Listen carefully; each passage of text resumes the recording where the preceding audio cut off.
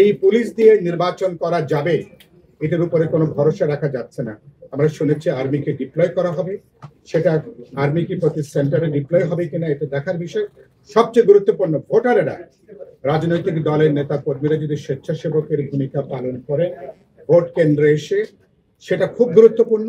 আর আগামী নির্বাচনে আরেকটা সমঝোতা লাগবে, রাজনৈতিক দলগুলো আমরা প্রতিযোগিতা করে নিজেরা, রাজনৈতিক বিতর্ক থাকুক, প্রতিযোগিতা থাকুক, কিন্তু এটা দখলের যে সংস্কৃতি, রাজপথ দখলে বলি অথবা ভোট কেন্দ্র দখলের যে সংস্কৃতি, এই জায়গা থেকে বেরিয়ে আসার জন্য রাজনৈতিক দলগুলোর মধ্যে ফর্মাল বলেন ইনফর্মাল বলেন একটা বোঝাপড়া, একটা সমঝোতা লাগবে। এখান থেকে যদি পরিষ্কার যদি নির্দেশনা যায়, আমরা ইলেকশন করব, প্রতিযোগিতা হবে, প্রতিদ্বন্দ্বিতাপূর্ণ হবে, কিন্তু আমরা কোনোভাবেই ম্যানুপুলেট করব না। ফলে এক ধরনের একটা বলতে পারেন একটা জেন্টলম্যান এগ্রিমেন্ট বলি, কারণ একটা মডার্ন ডেমোক্রেটিক সমাজটা চলে বোঝাপড়ার ভিত্তিতে, সমঝোতার ভিত্তিতে। ফলে দলগুলোই হচ্ছে তার নেতাকর্মী, ভোটাররা, তারাই হচ্ছে নির্বাচন অবাধ করার ব্যাপারে সবচেয়ে গুরুত্বপূর্ণ গ্যারান্টার তারা। সুতরাং সে ব্যাপারে মনোযোগ দেবেন কথা বলে আমি আশা করি আপনাদের কাজটা অব্যাহত থাকবে। নির্বাচনটা, আগামী নির্বাচন স্বচ্ছ, নিরপেক্ষ, গ্রহণযোগ্য হবে কিনা তার প্রধান বিষয় হচ্ছে সরকারের রাজনৈতিক সদিচ্ছা।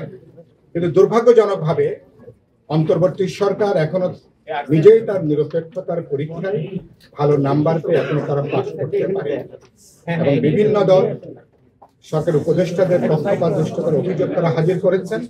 এখনো কারো বিরুদ্ধে কোনো ব্যবস্থা নিতে আমরা দেখি নাই। তারা সবাই বহাল তবিয়তে আছেন। এরকম একটা পক্ষপাতদুষ্ট সরকারকে দিয়ে আমরা আবার নির্বাচন করা যাবে কিনা বিবেচনার মধ্যে আপনারা রাখবেন। শেষ করব আমি যে কথাটা বলে, আমি মনে করি যে আগামী নির্বাচনে তাহলে গভর্নমেন্টের পলিটিক্যাল উইল, তার সদিচ্ছাটা যদি প্রধান হয়, তাহলে সরকারকে আগে প্রমাণ করতে হবে তারা একটা উৎসবমুখর, একটা ক্রেডিবল ডেমোক্রেটিক ইলেকশন তারা নিশ্চিত করতে চান। তাদের বডি ল্যাঙ্গুয়েজ থেকে শুরু করে প্রত্যেকটা কাজে তাদের এই নিরপেক্ষতার জায়গাটাকে নিশ্চিত করতে হবে।